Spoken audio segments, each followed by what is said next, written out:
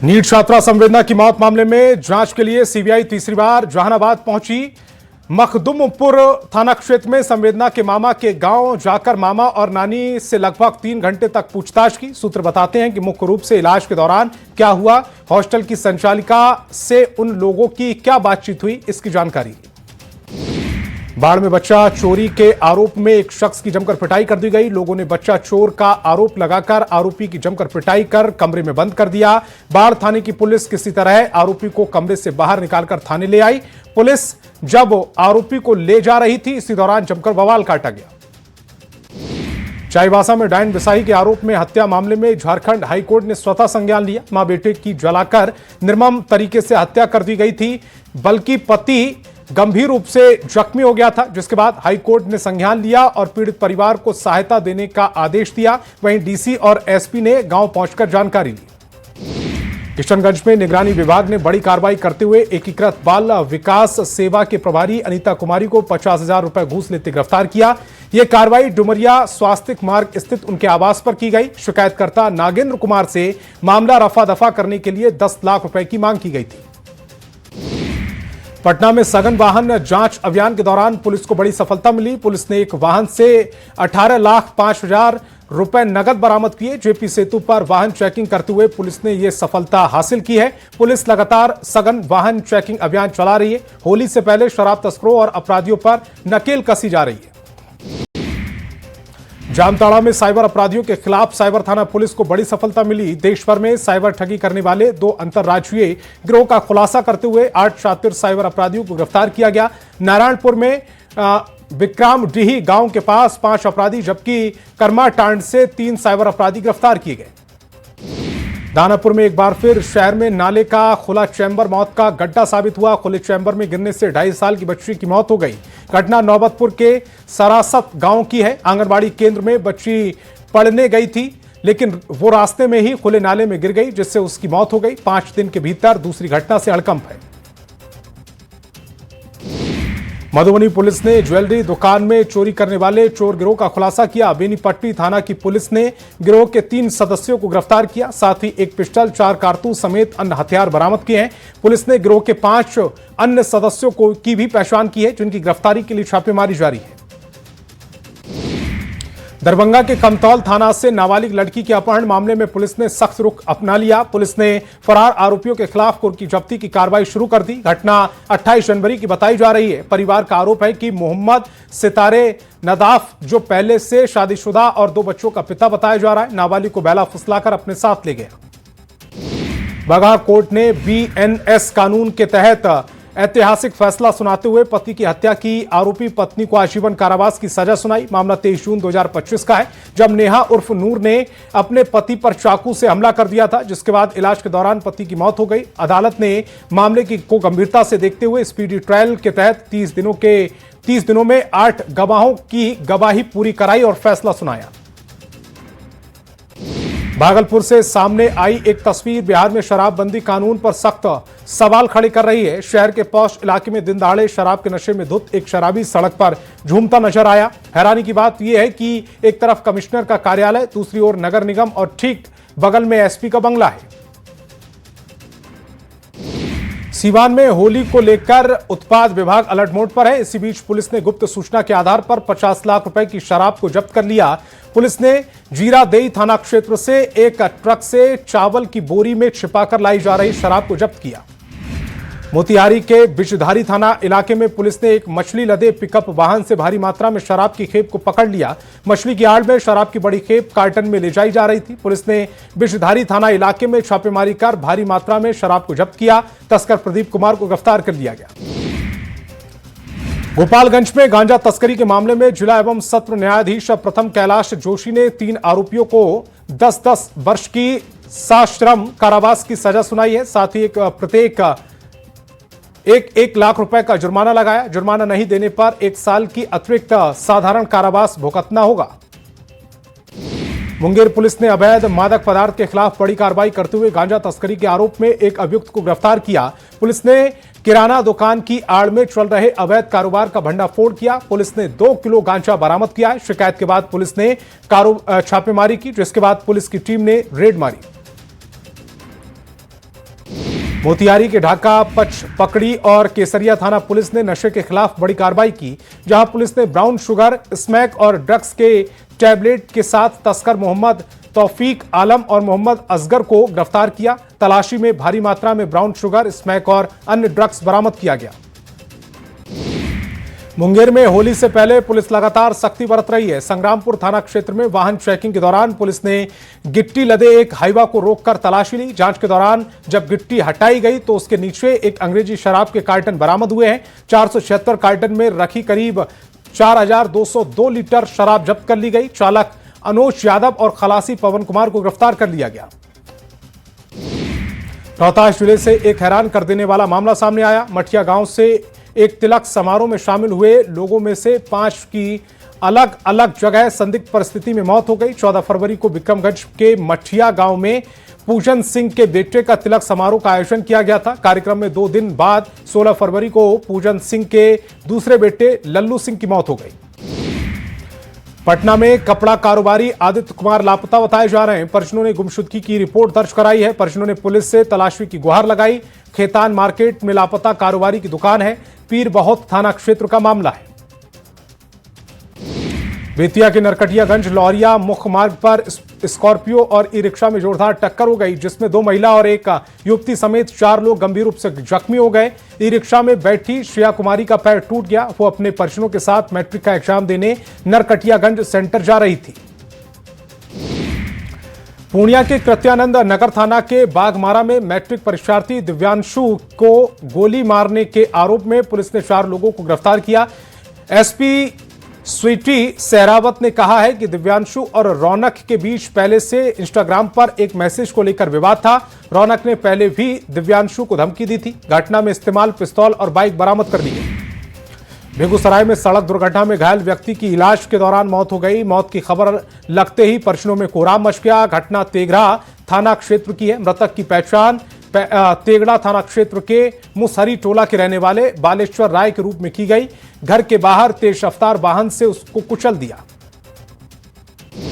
राजधानी पटना में तेज रफ्तार वाहन का कहर जारी है। फतुहा थाना क्षेत्र के सुपनचक में कार की टक्कर में बाइक सवार एक युवक की मौके पर ही मौत हो गई। 4 लेन से गुजरने वाले यात्रियों ने घटना की जानकारी पुलिस को दी। मौके पर पहुंचकर शव को अपने कब्जे में लेकर उसे पोस्टमार्टम के लिए भेज दिया गया। गोपालगंज में बीते 24 घंटे में जिले के नगर थाना और मांझा थाना क्षेत्र से 4 नाबालिग लड़कियों के गायब होने की एफआईआर दर्ज कराई गई है।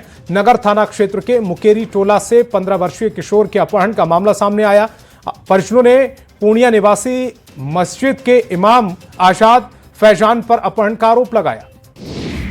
आरा में एक सीबीएसई इंटर की छात्रा ने पंखे से लटक कर खुदकुशी कर ली। परिजनों के मुताबिक आत्महत्या के बाद छात्रा के गले में काले रंग के निशान भी देखे गए हैं। मौके से एक सुसाइड नोट भी मिला है, जिसमें उसने अपनी बीमारी का जिक्र किया है। परिजनों के मुताबिक छात्रा को जॉन्डिस हो गया था। पोस्टमार्टम के बाद शव परिजनों को सौंप दिया गया। समस्तीपुर के दलसिंह सराय थाना क्षेत्र में 3 दिनों से लापता युवक का शव मिलने से हड़कंप मच गया।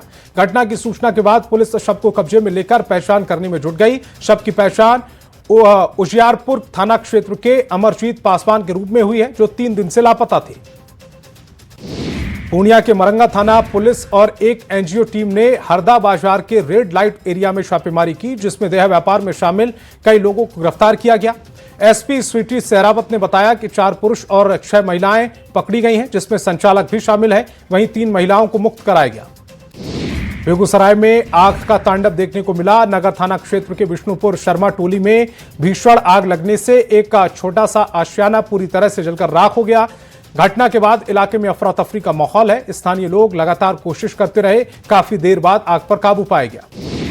बिहार में बेटियों की सुरक्षा और विधि व्यवस्था का मुद्दा विधान परिषद में उठा। नेता प्रतिपक्ष राबड़ी देवी के नेतृत्व में विधान पार्षदों ने जहां सदन के बाहर प्रदर्शन किया और पुलिस सरकार पर सवाल उठाए, तो सदन के अंदर राबड़ी देवी ने कार्यवाही शुरू होते ही सवाल किया। राबड़ी देवी ने कहा कि सिर्फ इस फरवरी महीने में ही बिहार में 35 से ज्यादा बेटियों के साथ रेप की घटनाएं हुई हैं। माले विधायक संदीप सौरभ ने यूजीसी के मामले को लेकर सदन में चर्चा की। उच्च शिक्षण संस्थानों में जातियों को लेकर भेदभाव का आरोप लगाया। इसीलिए बिहार में यूजीसी के नए नियम लागू करने की मांग की है। ब्राह्मणवादी मानसिकता के लोगों ने इसका विरोध किया। उप मुख्यमंत्री विजय सिन्हा ने जवाब दिया, कहा यदि संविधान का सम्मान करते हैं तो इस तरह की भाषा उचित नहीं। डिप्टी सीएम सम्राट चौधरी ने सदन को संबोधित किया, सरकार की उपलब्धियों को गिनाया। महिला अपराध में बिहार देश के सबसे नीचे खड़ा है। फिरौती के लिए अपहरण के मामले में भी सबसे नीचे पायदान पर है। आरजेडी का पूरा हुक्म जेल से चलता है। नीतीश कुमार ने इसे बदला है, जेल के अंदर छापेमारी होती है। सम्राट चौधरी के संबोधन शुरू होते ही विपक्ष ने सदन से वॉकआउट कर दिया और कार्यवाही में शामिल होने से इनकार कर दिया, जिस पर सम्राट चौधरी ने तंज कसा और कहा कि सच्चाई सुनने की हिम्मत नहीं बची। जिसके बाद डिप्टी सीएम ने आरजेडी पर जमकर निशाना साधा। नीतीश कैबिनेट की बैठक में बड़ा फैसला लिया गया। कैबिनेट ने सोनपुर में अंतर्राष्ट्रीय हवाई अड्डा निर्माण पर मुहर लगा दी है। 4200 एकड़ में हवाई अड्डे का निर्माण होगा।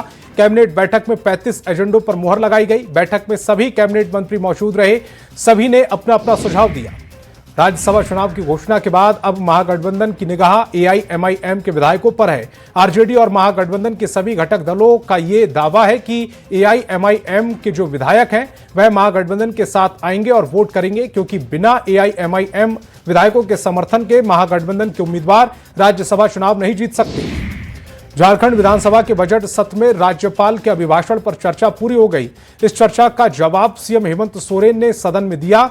संबोधन की शुरुआत ही उन्होंने विपक्ष की कम संख्या पर चुटकी लेते हुए की। साथ ही राज्यपाल के अभिभाषण पर एक भी संशोधन प्रस्ताव नहीं आने की सराहना करते हुए दावा किया कि अब विपक्ष भी सरकार के काम को मान रहा है। झारखंड विधानसभा की कार्यवाही के तीसरे दिन नेता प्रतिपक्ष बाबूलाल मरांडी ने सरकार पर जमकर निशाना साधा। उन्होंने कहा कि मुख्यमंत्री को भ्रष्ट अधिकारियों से दूर रहना चाहिए और आगाह किया कि भविष्य में कानून जांच का सामना न करना पड़े। नेता प्रतिपक्ष ने जमीन विस्थापन और किसानों के मुद्दे को संवेदनशील बताया। झारखंड विधानसभा कार्यवाही के दौरान विधायक सरयू राय ने जमशेदपुर के एमजीएम अस्पताल में पानी संकट का मुद्दा उठाया। उन्होंने कहा कि पानी नहीं होने से ऑपरेशन तक टल रहे हैं और सवाल किया कि बिना व्यवस्था अस्पताल क्यों शुरू किया गया।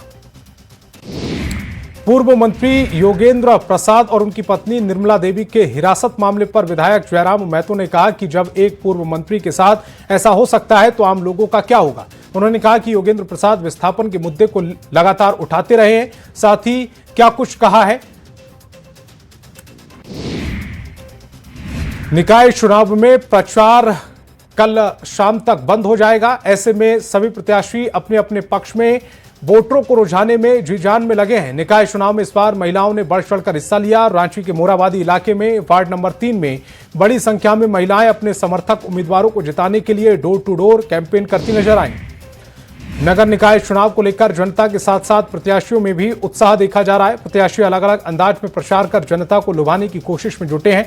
चाईबासा में नगर परिषद अध्यक्ष पद पर के जेएमएम समर्थित प्रत्याशी नितिन प्रकाश भी अलग अंदाज में चुनाव प्रचार करते नजर आए। नगर निकाय चुनाव को लेकर कोडरमा में प्रत्याशियों ने अपनी पूरी ताकत झोंक दी। बैनर, पोस्टर और प्रचार गाड़ी के साथ साथ प्रत्याशी जनसंपर्क अभियान चलाकर डोर टू डोर कैंपेनिंग कर रहे हैं। कोडरमा नगर पंचायत अध्यक्ष के लिए कुल 13 उम्मीदवार मैदान में हैं। इस बार फिर बीजेपी ने कांति देवी पर भरोसा जताते हुए समर्थन दिया। दुमका में नगर निकाय चुनाव को लेकर सियासत तेज हो गई। बीजेपी समर्थित प्रत्याशी अमिताभ रक्षित ने जलापूर्ति योजना पर सवाल उठाए, जबकि अध्यक्ष पद के प्रत्याशी अजय कुमार झा ने भ्रष्टाचार के आरोप लगाए। विधायक सांसद की मौजूदगी में उठे सवालों के बीच अजय झा ने इसे मेन टू मेन मुकाबला बताया। पलामू के मेदिनी नगर में पूर्व मुख्यमंत्री रघुवर दास ने बीजेपी समर्थित महापौर प्रत्याशी अरुणा शंकर के पक्ष में जनसभा को संबोधित किया। कार्यक्रम में सांसद विष्णु दयाल राम समेत कई नेता मौजूद रहे। सभा से पहले रघुवर दास बागी प्रत्याशी जयश्री गुप्ता के घर पहुंचे और समर्थन की अपील की। धनबाद नगर निगम चुनाव में मेयर पद के लिए 29 प्रत्याशी मैदान में हैं, जिससे चुनावी मुकाबला दिलचस्प होता जा रहा है। जहां कई उम्मीदवार काफिले और संसाधनों के साथ प्रचार में जुटे हैं, वहीं कुसुम देवी सादगी से बेटे पिंटू के साथ बाइक पर वार्ड घूमकर समर्थन मांग रही हैं। धनबाद नगर निगम चुनाव को लेकर सियासी माहौल पूरी तरह गरमा गया। चुनावी सरगर्मी के बीच सांसद ढुल्लू महतो और बीजेपी के पूर्व विधायक सह मेयर प्रत्याशी संजीव सिंह के बीच बयानबाजी तेज हो गई। दोनों नेताओं के बीच चल रही जुबानी जंग अब खुलकर सामने आ रही है। बोकारो के चास नगर निगम को लेकर सभी पार्टी जमीनी स्तर पर अपनी पूरी ताकत झोंक रही है। मेयर पद पर उम्मीदवार उमेश ठाकुर के पक्ष में जेएमएम जिला कमेटी ने सड़क पर उतरकर अपने समर्थित प्रत्याशियों के पक्ष में वोट देने की अपील की। उमेश ठाकुर ने कहा है कि जनता हमें मौका देगी तो हम अगले 5 साल में नगर निगम को बेमिसाल बना देंगे। धनबाद नगर निगम के चुनावी माहौल में विधायक राज सिन्हा अलग ही अंदाज में नजर आए। विधायक का यह अनोखा अंदाज लोगों को खूब भा रहा है। विधायक ने लोगों से वोट की अपील की। विकास कार्यों पर लोगों से संजीव कुमार के पक्ष में वोट करने की अपील की गई। रांची में विकसित भारत बजट विषय पर परिचर्चा आयोजित की गई, जिसमें आर्थिक विकास पर बुद्धिजीवियों ने चर्चा की। कार्यक्रम में रक्षा राज्य मंत्री संजय सेठ ने कहा कि भारत अब रक्षा उत्पादन का निर्यातक देश बन चुका है। वहीं आर्थिक सलाहकार गौरव वल्लभ ने कहा कि विकसित झारखंड से ही विकसित भारत बनेगा। पटना यूनिवर्सिटी में छात्र संघ चुनाव को लेकर माहौल गर्म है। नॉमिनेशन के बाद कई कैंडिडेट्स को इनवैलिड घोषित कर दिया गया। कैंडिडेट्स और उनके समर्थकों ने यूनिवर्सिटी के गेट पर प्रदर्शन किया, कुलपति पर भेदभाव का आरोप लगाया। छात्रों का कहना है कि पहले से कोई जानकारी नहीं थी और अब निर्देश दिया गया। पटना हाईकोर्ट ने तकनीक और पारदर्शिता की दिशा में एक और बड़ा कदम उठाया। मुख्य न्यायाधीश संगम कुमार साहू ने नवनिर्मित ई फाइलिंग सेंटर का उद्घाटन किया। नया ई फाइलिंग सेंटर अत्याधुनिक तकनीक से लैस है।